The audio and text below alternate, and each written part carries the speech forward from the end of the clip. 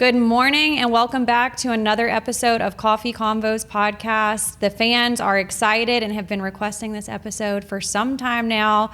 The last you guys all heard of us collectively was in 2017, and I am thrilled to be here with three very important people today. Julie, yes, Todd, and Savannah. Welcome. Thank you. Thank you. I am going to conduct this episode as an interview because we have 4 podcasts that are collectively involved in this Chrisley crossover. The first is Coffee Convos podcast, Chrisley Confessions, The Southern Tea, and Savannah's new project, Unlocked. So we are going to get through as much as we can on Coffee Convos, and then you guys can head over to Chrisley Confessions to hear part 2, part 3 on Unlocked, and a fun segment on the Southern Tea. Okay, good. Sounds good. Good. Okay, so I am very nervous. I You normally don't need to be. get nervous for Coffee Convos podcast because we normally talk about things like That are inappropriate. queefs and like stuff like that. So for this episode, we're going to do a raised little you better. pulse check on everyone, and I'm sure that blood pressure is high now. So how is everyone feeling this morning?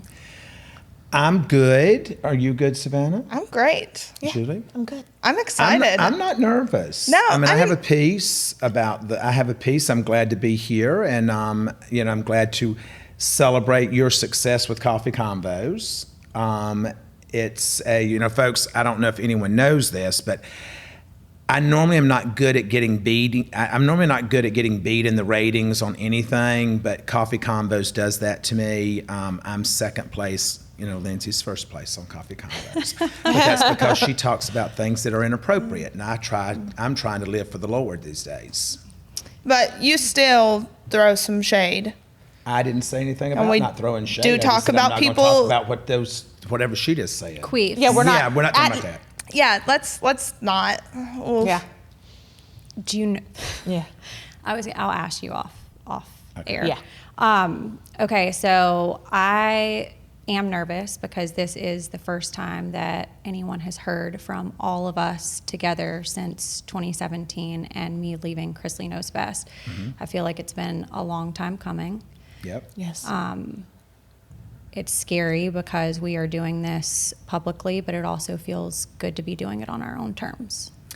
I think that we're at a place in our family that, we've been on television since 2013. We have taken direction from a million different people telling us a million different ways of handling things and a million different versions to repeat.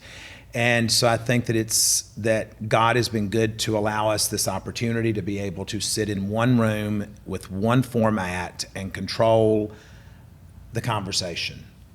Agreed. Yes. And there's no editing, there's nothing. It's all just us. No, I agree. And I think that this is an opportunity not only for us as a family to continue to heal, but it's an opportunity for all of the listeners out here who have similar issues that have transpired in their family, and there are many.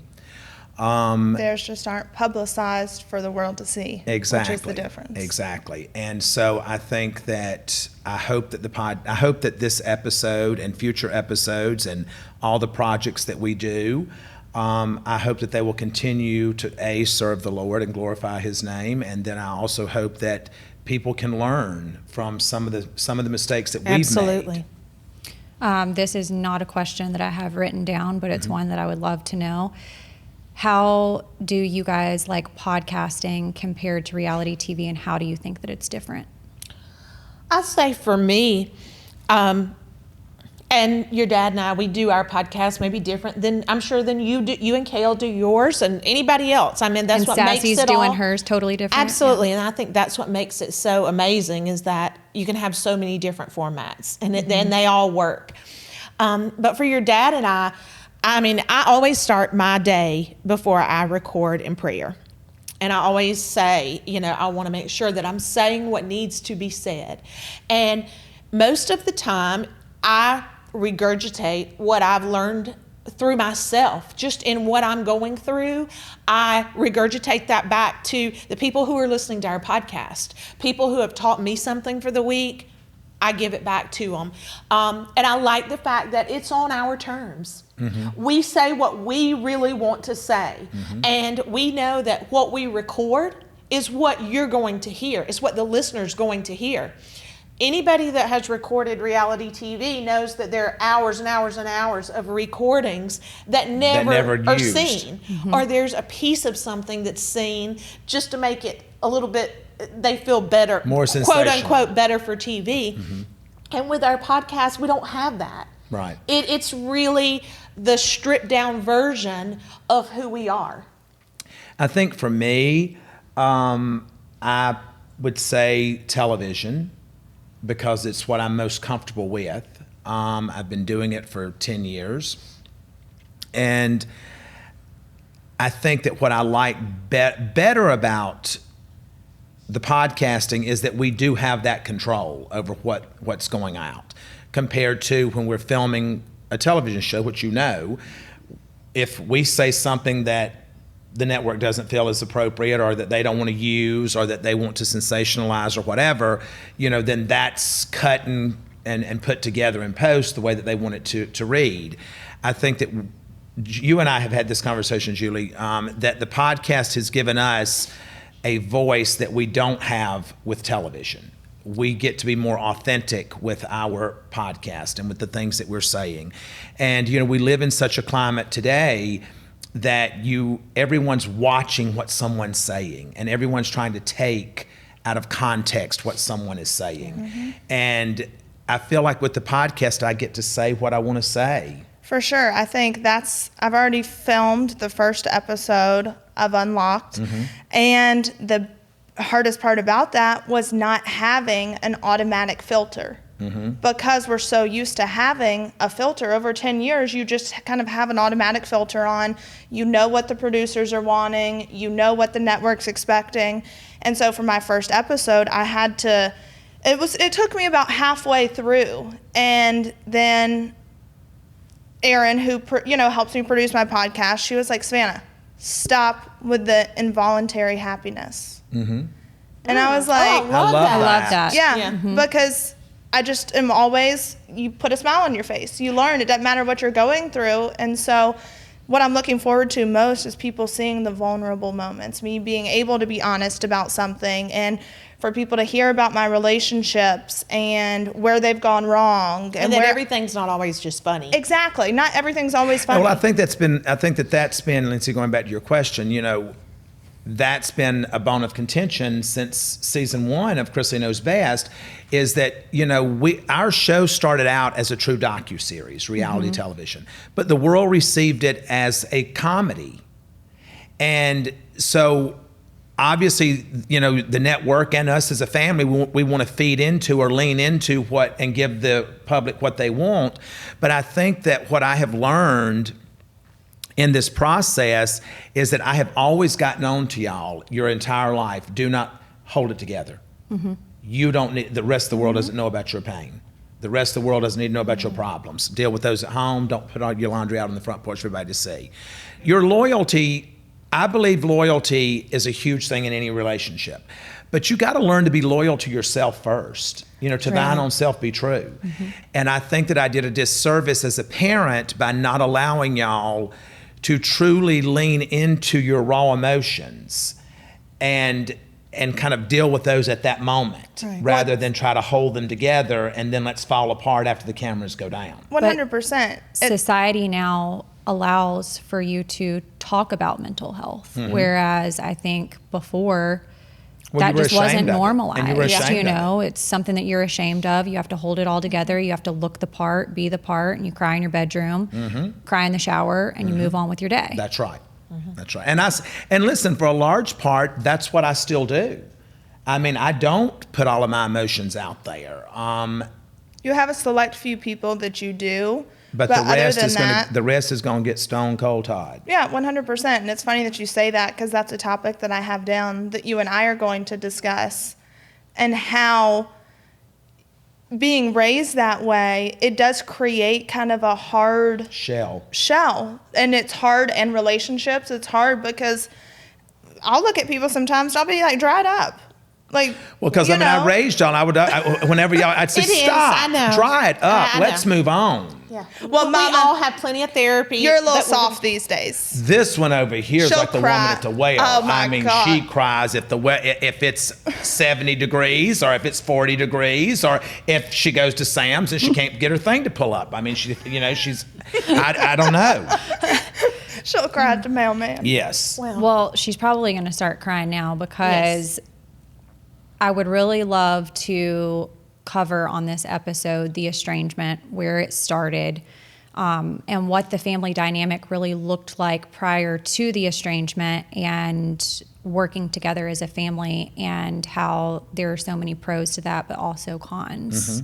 I think that the estrangement kind of started when you guys made the move from Atlanta to Nashville. I think this is my opinion, and y'all have y'all's, of course, but I think filming the show out of Atlanta, having my son there, and knowing that my husband at the time, his parents were there, and that's where we were raising our child, it wasn't an option for me to make the move to Nashville, and I knew that. And to know that not only was my family leaving Atlanta and what we knew, or what I've known, also my job was leaving. And that was hard. Right. To know that even though I didn't let you guys keep Jackson, to know that y'all were there, there was still a sense of security, knowing that you were just down the road. Right. And so I think my reality looked very different than y'all's, because for me to participate in the show, I had to board a flight to come here, or drive. And I did that and went back and forth. And I think that over time, with you guys creating your life in Nashville, that it became what you knew. It became our new norm. Yeah. Yeah. And you were filming, every day, and I was in less episodes than everyone. And to be in the marriage that I was in at the time, and my husband to not want to be involved in the series, I think that also created strain that I was unwilling to recognize at that time. I wanted him to be able to live his life, and if corporate was what he wanted to do, I wanted to be a supportive wife. However, also selfishly, I wanted him to do what we were doing, and I kind of wanted the best of both worlds, for him to be able to have a corporate job and to have that sense of security, but to also, what I felt like I was doing, or what was told to me through my marriage, was playing around on reality TV. So I do think that with y'all moving to Nashville, I became much more limited in what we would call storyline on Chrisley Knows Best, and you guys moved on with your life. And I think it did create a sense of jealousy, that it wasn't like I was choosing to be jealous. I think it was just, everybody else is doing this and now I'm not. I received that. I understand that. I think that and I'm not going to speak for we, because y'all can speak for yourself. I think from my perspective, you had Jackson, you were a very hands-on, controlling parent, and we didn't get to keep Jackson. So I didn't feel that, I guess I felt like kind of like what you did, you're down the road. Right. So I was being a grandparent down the road. And we didn't have a relationship with Will. We didn't have a relationship with his family. And they made no effort for that. When Savannah moved, you were already married. I knew you were safe. She left to come to Nashville, and I was worried about her. That's what caused us to move to Nashville. And I was also going through my own struggles and my own journey of figuring out who I was, my mental health, all of those things. So I would come home every weekend. Right. I would, and even when filming was still happening there, I would go to class Tuesdays and Thursdays, come home Thursday night, film, then come back Monday night. So it was a... So, but I think going back to what you were saying is that, I think that you, from my perspective, and after having all this time to kind of like internalize a lot of this, I think that us leaving triggered in you kind of like, because we have to go all the way back. Right. I think it triggered in you your biological mother's abandonment. And then now here we are, I'm uprooting everything that you know. We were your stability your whole life. And now we're uprooting and coming to Nashville. It certainly was never done intentionally to cause you pain, because I love you as much as I love Savannah or Chase or Grayson. I mean, I don't love any of y'all more than I do Chloe, but I mean, I do love y'all equally as far as my children. But I feel like that there's been so much hurt from not communicating it and not being able to know how to properly articulate the pain and where you are at that present time. Because there's been retaliation due to that. It's, you do something, we don't discuss how it bothers us, and then just like... Well, I think if you go back to Lindsie, what you were saying, to the world, and unfortunately at that time, we were part of the world, not really part of your world. Right. But the world. To the world, you had a perfect life. We didn't know that your marriage wasn't great. We didn't know that your relationship with your in-laws wasn't great. And because of that, you were in the perfect storm. Right. We just didn't know it. And and I look back now, and I've said that I've had this conversation with you, Lindsie. And Julie, you and I have talked about what I'm getting ready to say. How many times I wanted to reach out. You've said how many times that she had picked up her phone and she stopped. And you have said. As because there was a lot of hurt. I mean, no, people listening aren't a stranger to hurt. To the situation. To our situation, because it's all been put out there. I mean, it's all been put out. It's all been put out there, but it's been put out there haphazardly. Yeah, but also too, something I want to address: me going through LAX and TMZ getting me about something with Lindsie, and I had just found out some information prior to that was extremely hurtful that she had said and done. So therefore, I then had a lapse in judgment and acted out of character and did the wrong thing and said negative things about her in the public eye that now I'm like, should have never happened. It should have never happened. But and the irony of that, what you just said about retaliation, because I did that in a tweet thing with you on Twitter. And I said this morning, I said, Lindsie did things that said things that should not have ever been done or said. I perpetuated that by stepping outside of being the parent. That's right. And stooping to a level of letting my hurt cloud my judgment. I think it goes back to hurt people. And that people say that and they say it very flippantly. But I think sitting here today, it's for hurt people that hurt people. It is. And I'm glad that we're here today because our situation is more common than it's not common. And people need to hear it. People need to hear the true story of what our life has been. Not just what our life has been since we filmed, but what my life's been since 1995. Yeah. When I met you and Kyle. And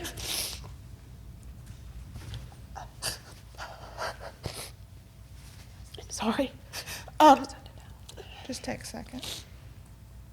I think there's so much more to our story.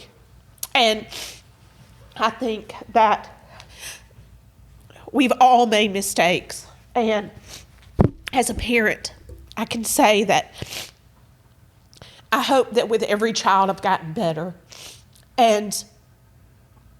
But at the time, we did what we thought was the best. We did the best we knew how to. We did the best we could with what we knew.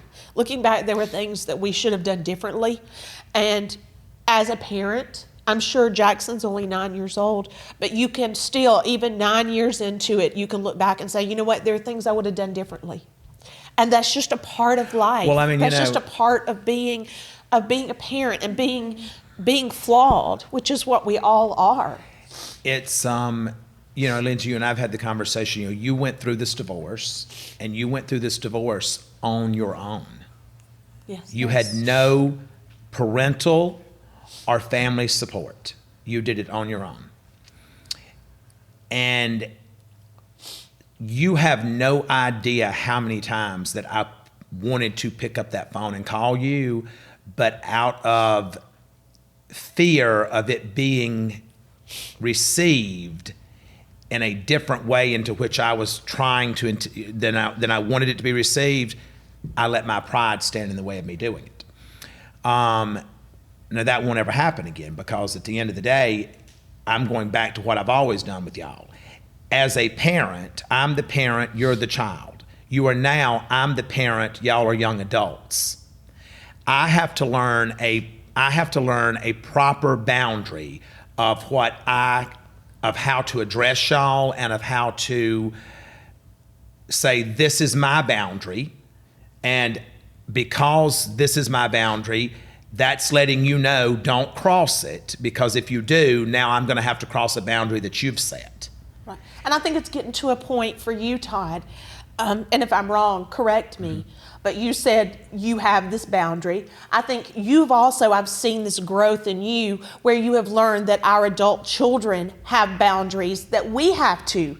We Right. have to accept, and we have to say, okay, this is Lindsay's boundary, and we have to, even though we may not agree with it, or this is Savannah's boundary, even though we may not agree with it, this is their boundary. Right. And this is our boundary. Right. And we have to come to a place where we can both say, okay, we can agree to disagree, but at the end of the day, I think, and I've said this many, many, many times, and you know it, it's not, I'm going to take my toys and I'm going to go away. Mm-hmm. I'm going to leave the playground and I'm going to take my toys and go away, because that's not what a family is about. But also, too, Lindsie, and you tell me if you agree, from our perspective, is I already know where this is going, but go ahead. it's hard for me because we've never, or at least me, I've never known anything other than y'all, and other than you, like, not controlling, but making my every move for me. And now as an adult, I want to have my boundaries, but then there's also times where I revert back to, well, I want to be the kid. Well, I'm the kid. that's your safe zone. Yeah. And so it's hard, and it's, when it comes to me creating boundaries, it's not fair for me to say, oh, I want boundaries, but I want to be a kid too. Well, was that a question for Lindsie, or did you? I don't know. Do you kind of see where I'm going with that? Yes, I do, because I think it's hypocritical, but I also do that. Yeah. I think probably I do it more so than anyone else, because I feel like I grew up with y'all. You did. Yeah, we grew up together. And then had a whole second set of kids, and y'all were very different with them than you were me, and that's not a knock by any means. You knew better. I would hope that you would have been better. Me before therapy would have said, why did y'all do this with me, but not make those same mistakes with them? But that's selfish. That's a selfish thought. But until therapy, I thought that. I think as a family, because we have always been so close, and as Savannah said, that's all we've ever known. We were just a big family and always together. And, we had like friends or whatever, but I mean, we were each other's friends. We were each other. And we didn't have boundaries. We had no boundaries. That's right. That was the point. That's right. We never had boundaries. I was just talking about this last night that, Dad knew our every move of everything that we were doing. Savannah and I. Well, not everything. I've since come to find out. Okay, There's been plenty that y'all did. Yeah, that I can't wait didn't to know talk about. We're going to talk about that on my podcast, Yeah. about things that we've maybe done that y'all have yet to find out about.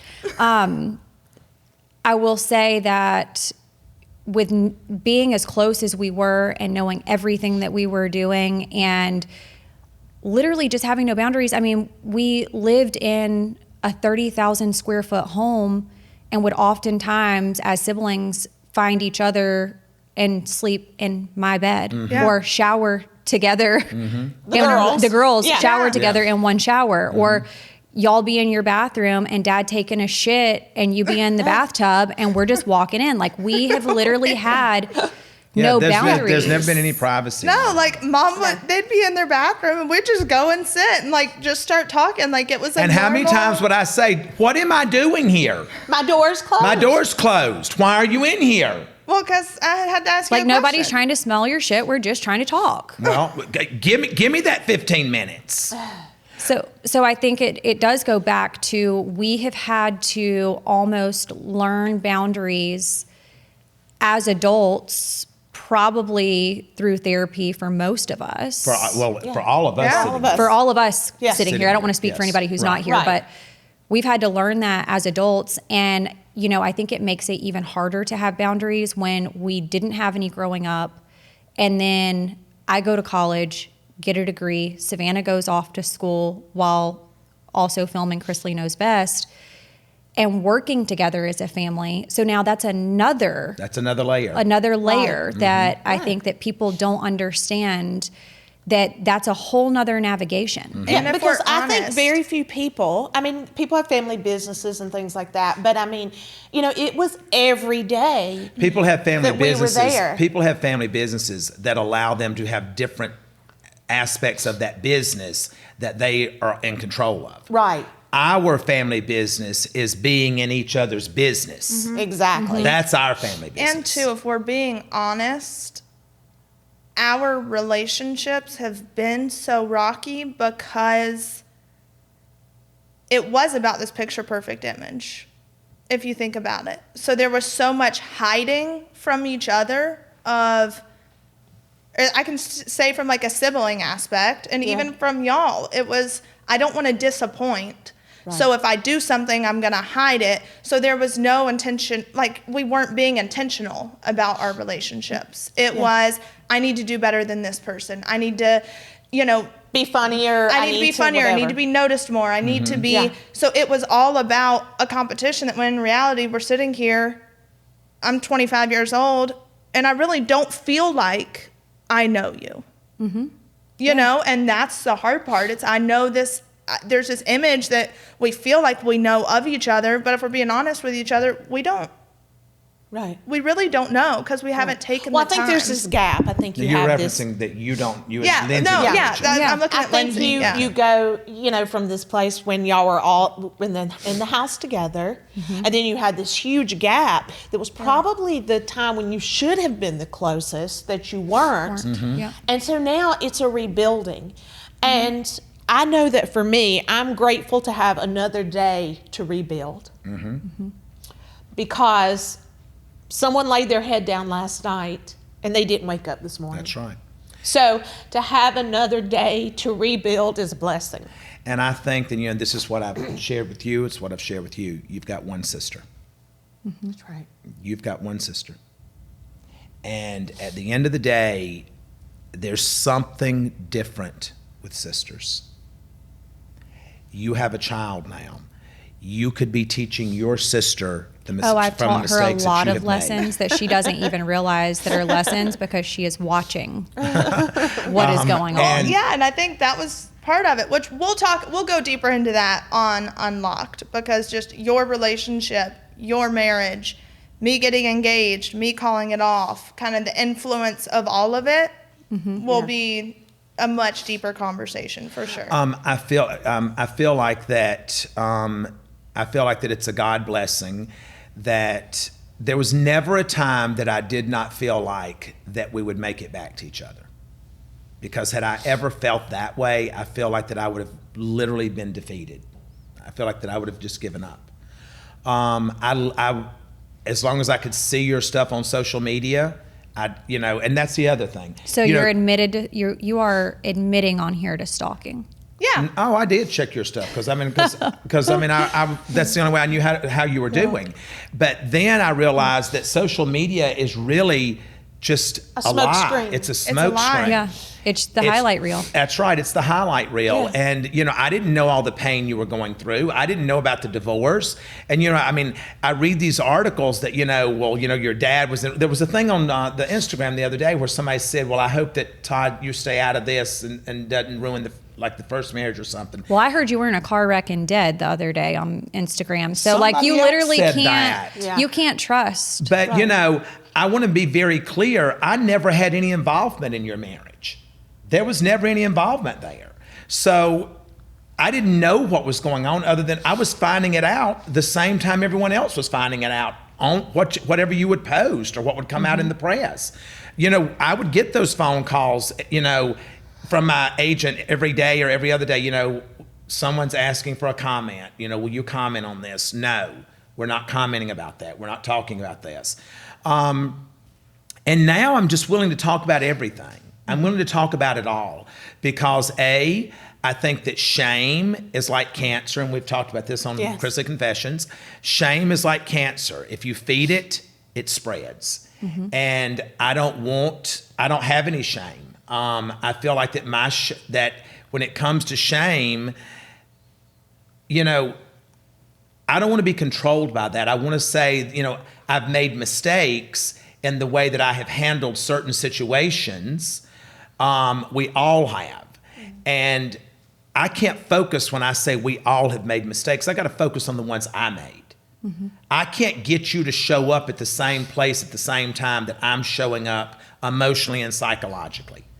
But what I can do, if I love you enough, if I get to that finish line first, I'll sit there and wait on you.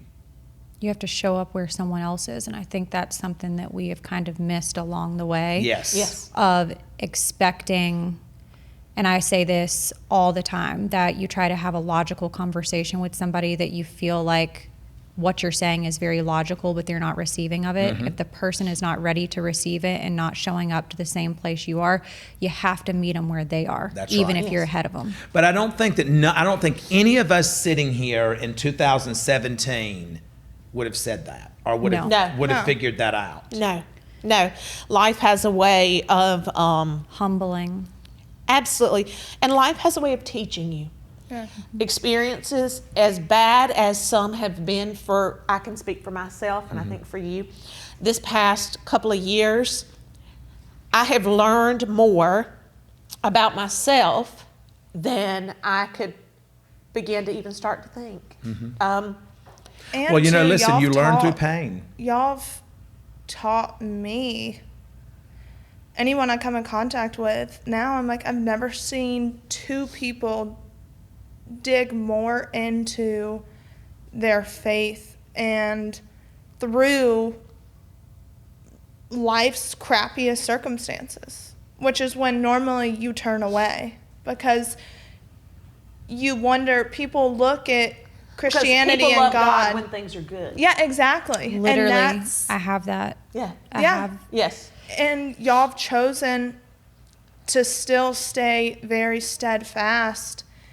And it's taught me because y'all know I went to on-site. And when I went to on-site, one of the things that I truly was working on was being so mad at God. Because why? You know? And I looked at it and I was like, but look at my mom and dad. Look at how they're handling it. Look at how they're... And so it helped me to get out some of that anger, but I've also had to work through it myself. Right. Well, we all process pain differently, and we all Yeah. process it in a different, you know, in our own time. I think that if that is what you've taken from this, then that's part of our testimony. Is that Absolutely. we have a child that's watching how we do and how we live in our faith. Right. What I can say to you though is that I firmly believe that what God brings us to, He brings us through, and that I don't serve a God that is what if. Well, I think that's evidence because we're all four sitting here today. So I think that's evidence that things can happen when you least expect God it. can calm the storm with a whisper. And I think that going back to you going through your divorce, it will probably be one of my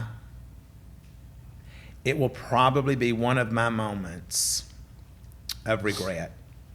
It's a moment of regret for you, but it's a moment of thankfulness for me, because I think if I wouldn't have navigated that situation by myself, and I've told you this before privately, and I'll say it publicly today, that when you have nothing, you have to hit your knees and ask God, please help me. Let me tell you something, sister. Your dad and I are there.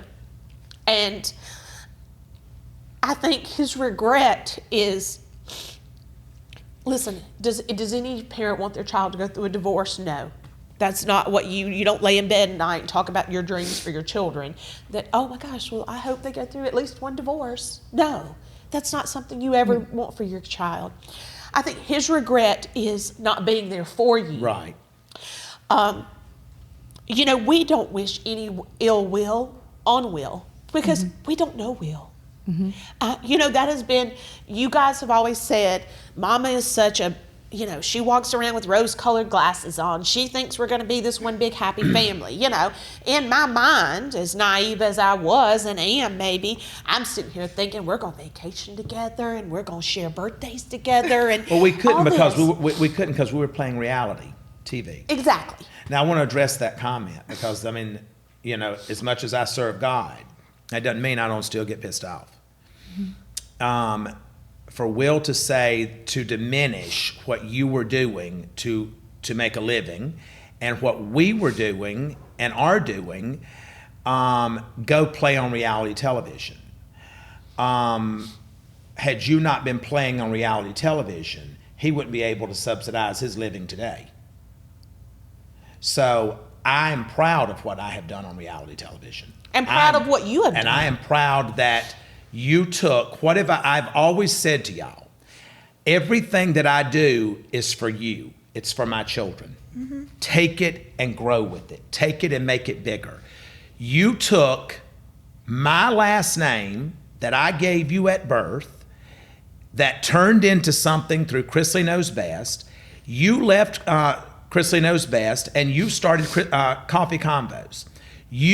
I have said to you, you took the platform that I created and you jumped off of it. Absolutely. And you built your own platform. And that is that, from a parental standpoint, that is a wonderful feeling as a parent. And you know, it goes back to what I've told y'all before. If you go out here and I tell you don't do something, I really don't think that's what you should do, and you succeed at doing it, I still get to be right because you're still my child and you did something that was good. And you took and created a platform from what you came from, and you've done exceptionally well with it. And I'm proud of that. I mean, I don't know all the stuff that y'all talk about. Julie Don't listens. tune in. I'm not, because Julie tells me not to listen to it. But, you know, I think that you have a market, you have a viewership or a listenership that is different than what I'm going to have, and that you will have something with Unlocked that may be different than what all of us have. But I do believe that we have a lot of crossover from each other. I feel like that watching you grow your business, whether that be Coffee Convos or Southern Tea or, you know, your brand work, things like that, but still watching you be a mother. I don't care about the podcast. I don't care about the brand work. What have I said to you about her? Lindsie is an exceptional mother. What have I said to you about your sister? Same thing. That is the thing that I'm most proud of you for. Because the thing that has held you back your entire life is the thing that you became the best at. The thing that you longed to have your whole life was a mother that worshiped you the way you worship Jackson. And I now understand that you, Julie, could only give to Lindsie what you were capable of giving and what she was ready to receive. And what you were willing to and allow. what I was willing to allow, because I think, from the very beginning, you were not allowed to discipline them. Right. You could not put your hands on them. They were my children. Yeah. I made that very clear. These are my kids. So I kind of went into our marriage, bringing my 2 children and saying to you, these are my kids. And even after Chase and Savannah were born, it was kind of me chasing Savannah and Todd, Lindsie, and Kyle. Mm-hmm. It was very much like that. Even though they were his kids too, and it the was irony very much that way. But the irony of that is that you, Lindsie, felt like, or you've stated in the past, that it was you and Kyle were on the outside looking in. We're actually covering that on Unlocked. Okay. So we won't can't go into that here. All right. I just think that everyone's perspective is different, because to me, all of you are mine. You're all my children. So I never could relate to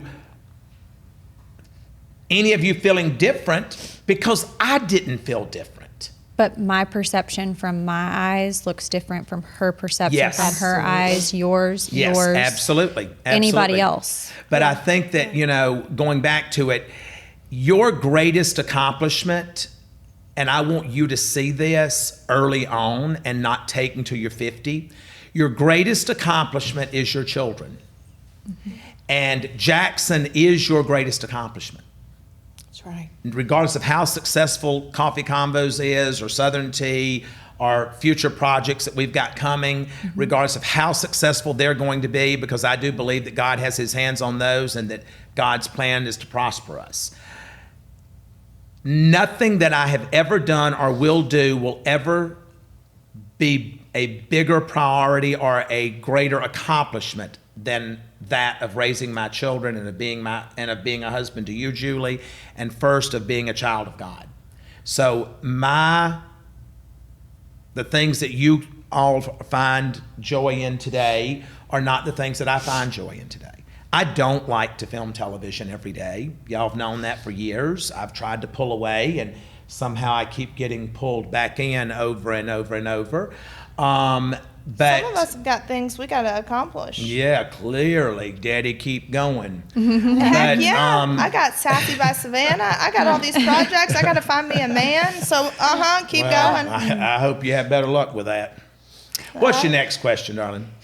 I would like to circle back to the divorce just for a second, because I think that God's timing is perfect and impeccable. Mm-hmm. Because had you been involved in my divorce, some of the circumstances would have looked very different. Mm-hmm. I think you would have had me advocate for myself more, regardless of the position I played that led me to be divorced. Mm-hmm. Well, because I believe that, we all make mistakes. You have acknowledged your mistakes, and I have shared with you privately. And, you've said before we started this podcast, things that we've talked about that we're open to talk about here. Mm-hmm. I have shared with you, you had an affair, and I don't condone that. I was probably the hardest on you for that. But you are not exempt from forgiveness. Amen. God forgives you if you come to him with a repentful heart. And there's not one person sitting in this room that hasn't made a mistake. 100%. I have. Yeah. Okay, well then I guess I'll say I have. Absolutely. But also too, something I want to point out is, like you said, by no means is it saying, hey, what I did is right, but also if there was a healthy relationship to begin with, That's and right. if each person was getting what they needed out of it and was being respected and you wouldn't be searching elsewhere. And that's up to us at that point to say, hey, I'm not getting what I need, so I need you to give it to me. But you don't learn that. I'm speaking from experience too. You don't learn that until after the fact. Well, listen, I say that if you know something's going in badly, you wouldn't do it. But I will say that it's one of the toughest things that I've ever struggled with. I thought by getting the divorce that once I got that final paperwork that the pain would end. Mm-hmm. And it didn't. It just created closure for that chapter. That's right. But then for myself and forgiveness to myself has not happened. And I want to help you as much as I can with that. Yeah. And I think that, you know, the first thought is exactly what Savannah is saying. You wouldn't make certain decisions if needs were being met. Right. However, I look at it very differently now, because I should have been woman enough to say, this is not working. I need to be strong enough to leave and be done. Mm-hmm. Well, I think for you, Lindsie, it goes back so much. It's so much deeper than that for you. Because you knew the pain that you experienced growing up. You have known that pain since you were what, 5 years old? Yeah. So you were so determined that you weren't going to repeat that for Jackson, that you stayed way longer than what you should have. When I came home, I think one of the last scenes that viewers of Chrisley Knows Best saw of me was in 2017, me coming home and saying I was divorcing, and then I kind of disappeared from the series. To only actually end up reconciled and then end up divorced now that we're back here today. Right. I do think that my desire to have a nuclear family was the priority. Yeah. Even it though should it have wasn't, been. even though it wasn't healthy. I was not using resources that are available, like counseling. We went to therapy once, saw a Christian counselor, and pretty much realized then that he wasn't going to admit fault and I wasn't going to admit fault. So we just weren't going back, because we both left angrier than we arrived. At that point, I should have known that the writing was on the wall and also done something about it. Right. Well, listen, you know, we can live our life with the coulda, shoulda, woulda. But what I need for you to understand is that you don't need to have forgiveness from anyone other than God. And once you truly can accept that forgiveness from God, you will forgive yourself. And my advice, for whatever it's worth to you, is that when you know better, you do better. And you have an obligation to do better at that point. And I look at the growth, and you, Julie, all three of us have talked privately about you for a year now. The growth that I have seen is astronomical. It has taken me to places to where I've literally wept and got on my knees and thanked God that he had stepped into your life and that you had received him. And for that, that's the greatest blessing, because without him, we just exist, and life is too precious to just exist. I don't know if any of you have ever felt this way, but through the estrangement, and also that was one journey with God that looked very different than the journey that I have gone on since my divorce. And I oftentimes have felt unworthy of God's grace, because I have felt like a user, because I went to him when I needed him, not when I wanted him. Absolutely. And I can only speak for me, but absolutely I have felt that way. And if the last few months have taught me anything, it's taught me that he is the only steady. He is the only absolute, never changing, never faulting, never disappointing thing in your life. Yeah. And we've all been guilty. Oh, it's easy to say, oh, God is so good to me. I've got a hit reality show. My kids are beautiful. They're healthy. I'm good. God is just amazing.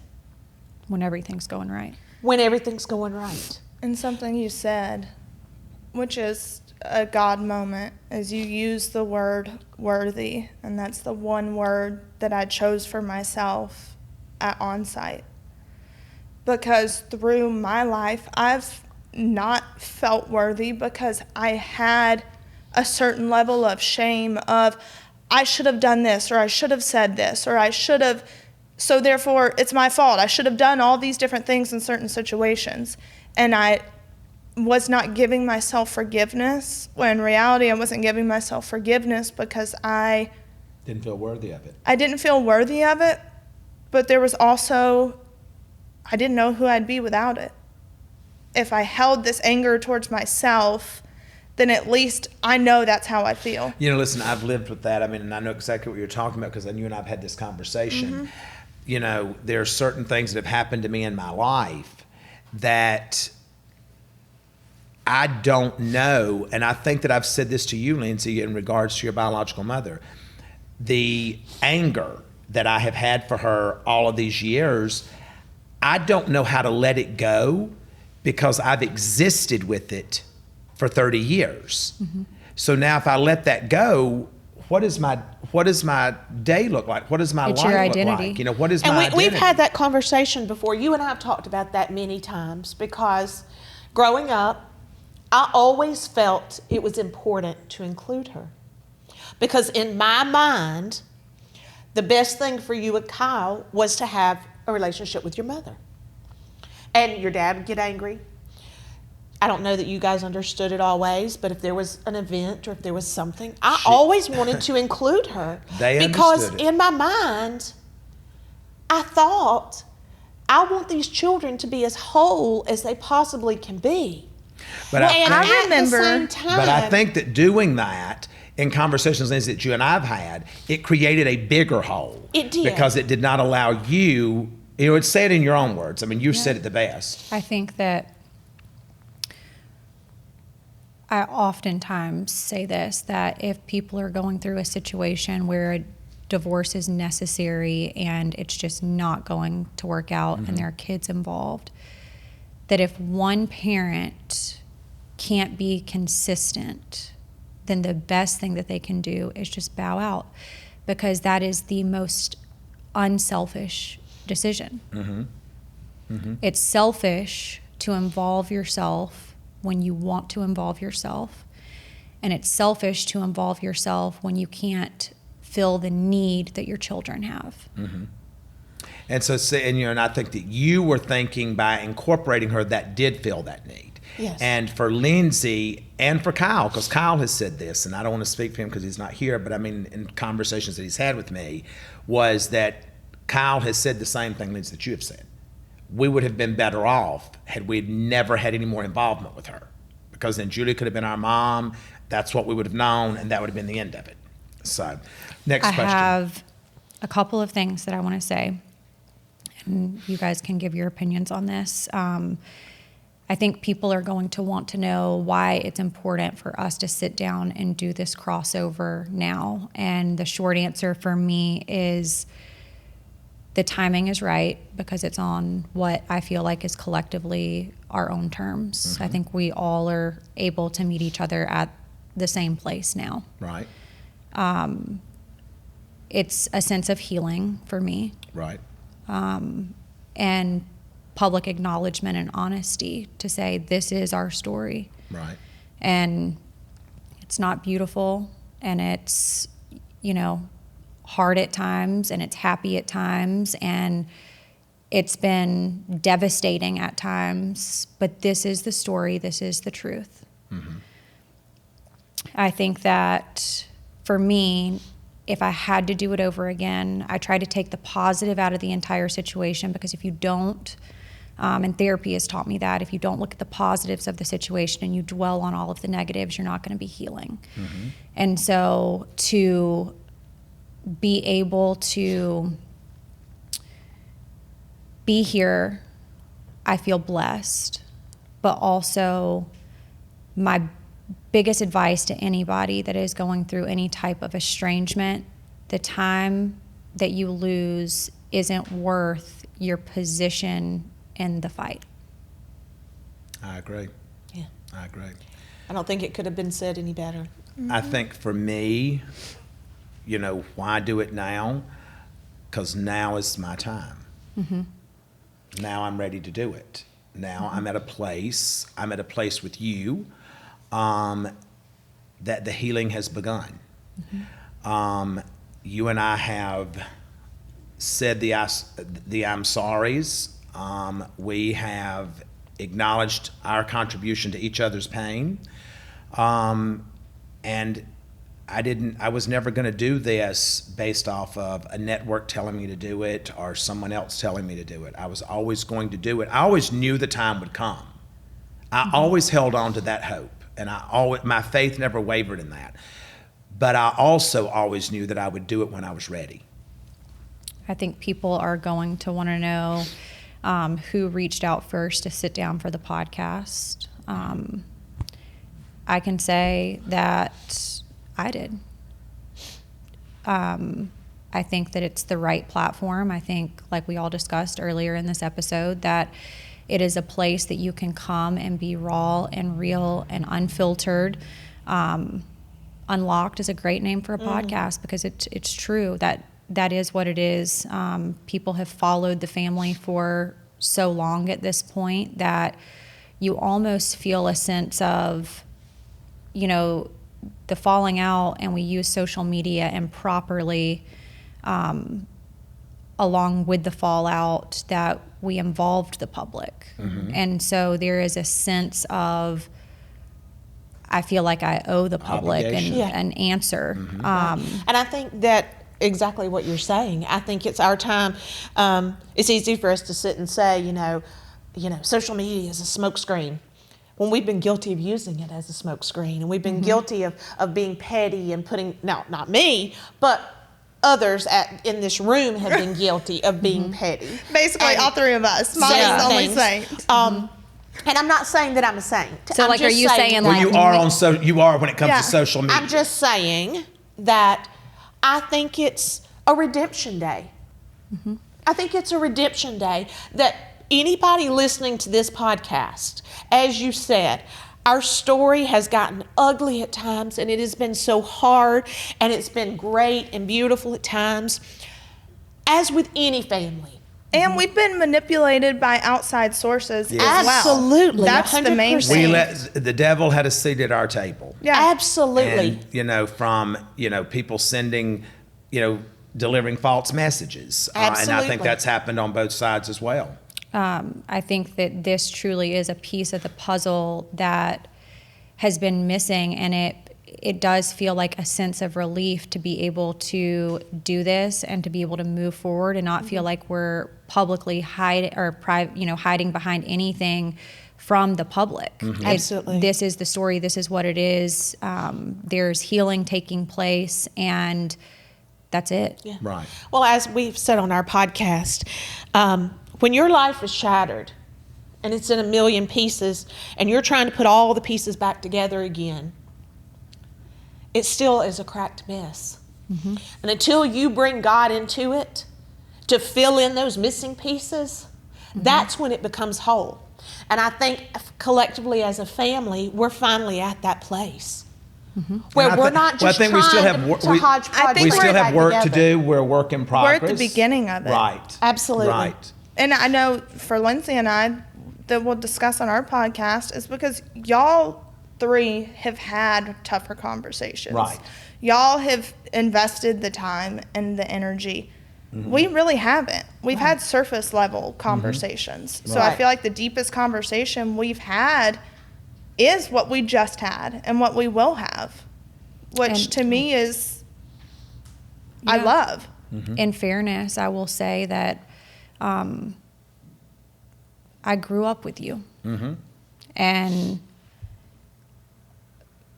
my main goal, when I knew that it was an option for the reconciliation to take place, was to reestablish that relationship with you, because you are my son's grandfather. And that was my main goal, if I got nothing else out of it. And would love to say that Jackson asked and does a pulse check every single week. Mom, can we say that we are back with Papa again? He asks that every single week. Does Instagram know? That was my main goal. And if anything else came out of it, where I have a relationship with you and I reestablish relationships with my siblings, that was just the icing on the cake. Right. But for my son to at least know my dad, that was my goal. I will not participate in any conversations here or in any future podcast referencing any headlines that have come out that oftentimes are stated to make people click. None of that stuff is important. No, and I'm not going to talk about it because I'm not going to let somebody else go click it. Yeah. And I think the hardest part with that is people don't realize, and now hopefully the people who are listening will after this episode, that these are real people and real feelings involved. So what you're reading is real issues that are going on with families, but also bits and pieces of things that have been pieced together to try to make a story make sense to the public that we haven't spoken on. Right. That's right. Exactly. I would like to ask you guys one question, and then we're going to do some foul stuff really quick. Some what? Foul stuff. Some foul stuff. Yeah. You know, like FOUL. Yeah. yeah, FOUL. Can you guys offer any advice to other parents that are going through estrangement with their children? I don't want to talk about estrangement with siblings because I'm also going to reference the same question to you guys on Unlocked. Okay. I'm going to say for me, the advice that I can give is that in your life you have to, as much as you love your children, you have to give them to God. And I think every day I pray for all of my children and my grandchildren. And I think we so live in a culture where we want to control everything. And when you can truly give your kids to God, I think is when you can start to see things happen. I agree. I think that if I was giving any advice to a parent that has estrangement from a child, is do not let the hurt hinder you from being the parent. That's right. I think that my hurt hindered me from being the parent for the first time in your life. Hurt and pride. Mine was more hurt because pride was never an issue for me because I didn't care about that. I think it's an issue for a lot of parents who are estranged from their children, though, because they want to be right. Yeah. And I think that we had already been through other things prior to the estrangement, that the pride aspect was probably gone. A little gone. Right, yeah. That wasn't a part for me. It was the hurt.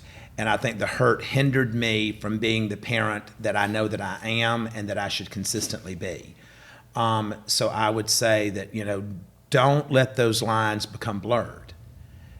I'm the parent, you're the child. 8 to 80, crippled, weak, or blind. I'm still the parent, you're the child. And I need to be a parent. I need to act like a parent all the time. And parenting a child and parenting a young adult is entirely two different ways of doing things.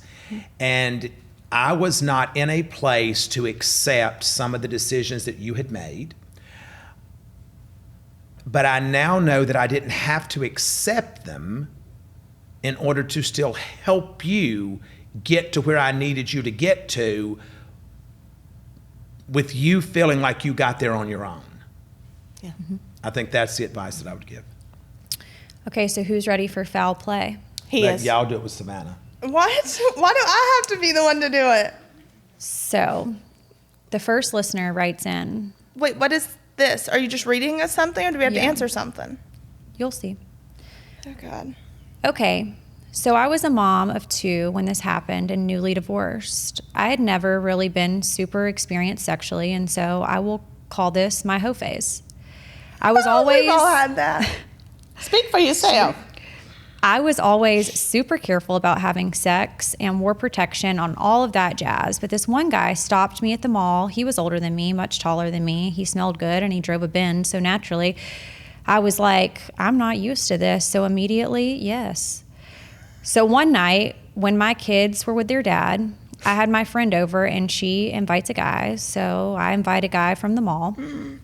We're all drinking and having a good time swimming in the pool, and my friend goes to have sex with her guy, and somehow I end up in the basement with mine, and I'm tipsy at this point.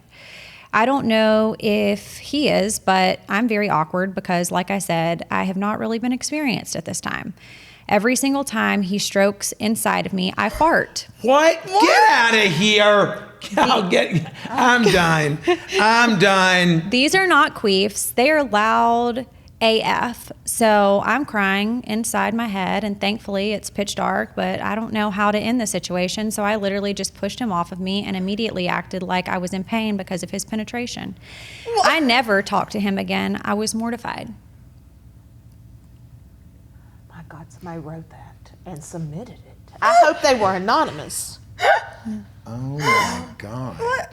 I'm not. Do you think, okay, my question. Let me just tell you something, and we're going to move on. This woman right here who's got 2 children, meeting somebody in the mall and hooks up with them because they smelled good, drove a Mercedes-Benz, and she's talking about farting when he penetrates her, she needs psychological help. But do we think that, there's a couple things that I want to say about this. So do we think that because she's inexperienced in the sexual game, she's not. She's inexperienced in having class and No, do you guys think that she was so inexperienced in the sexual game that she was actually queefing and thought it was a fart, or did she You just smell have taught it? me about all this stuff. Stop. Stop. Because if she farted, it probably smelled. I can't. I just can't. Y'all are all the fact that somebody would admit to these things. Don't even read that. Okay. The second listener writes in, so back in the day, I used to hook up on the low with my friend's brother. One day. Oh God, did I write this? This is just a bunch of hoes on this podcast either.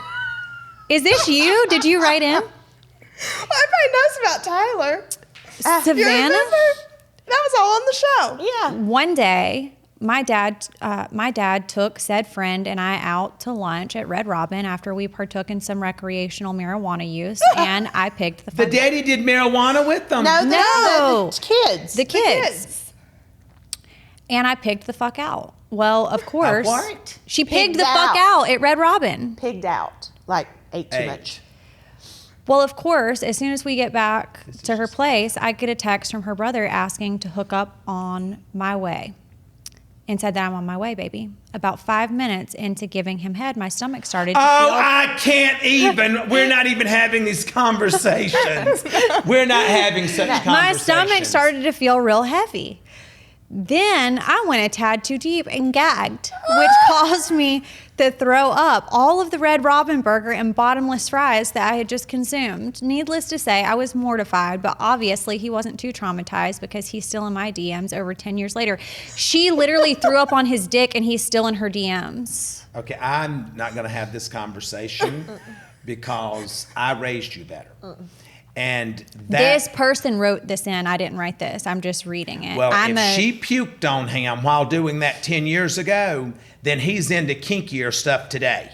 If he's still hitting her back up, so he is a potential future scatter. Okay. No, with you though. Wait, you've done that? No. Get out of here. I'm not. I've always said what's down there don't belong up here. This is a gym. Okay, the last listener writes in, hello, ladies. Love you all very much. Here's my foul play story for you guys. Me and my husband. They get on their podcast. Yeah. We get people wanting us to pray for them. Yeah. You need to also pray for these people. Yeah, we do. I am. Don't you worry. Here's my foul play story for you guys. Me and my husband have been together for 7 years, and he has been begging to go down on me since we started having sex, and I've always said no. Huh? Wait a minute, 7 years and he's not done that? Well, how'd it last 7 years? We don't know. Well, I gave in the other day. It was really good. So I finished in his mouth before I could tell him to move. Wait a minute. That doesn't need all that. He got a mouthful and finished immediately, ran to the bathroom and mouthwashed multiple times and then brushed his teeth multiple times. So I felt bad for him. I was so embarrassed. First of all, I can't even look. This is awful. People are awful today. I mean, the things that they'll She's say. going to be praying all People day have long. no Oh my shame. God! I got to get in my car right now because I've got to go listen to Joel Osteen. Y'all. This is more than I can stand. I'm just wondering if he had to brush his teeth because she had hair down there. Oh! Do you think that? See, I know that this has been done to shock me. Yeah. This has to have been done to shock Yeah, me. yeah. Because if there is really a chick out here that's writing this stuff, Okay, Yeah. but the last question, and then we're donezo. Do you think that most men can tell the difference between a queef and a fart? That's the common okay, question well, first that we off, ask. I didn't even know what the first one was until you put that on this show. And I think that is just something that, let me let you in on a secret, because since you've decided to bring up such filth. A man, the least a man knows about a woman's hygiene, the stronger that relationship will be. There is a reason that your mother and I have got 28 years. She's got a bathroom, I have a bathroom. Oh, I pee with the door open. Okay, and you have no successful relationship. right. So, I mean, I'm just sitting and telling you, there are certain things that a man does not want to know that a woman does that we know she does. It's a thing. If I had to dump Do in number the two. toilet, I would leave the home, drive to somewhere that I knew that had like somewhat of clean toilets, and go. Do you understand that your mother and I have been together for 28 years?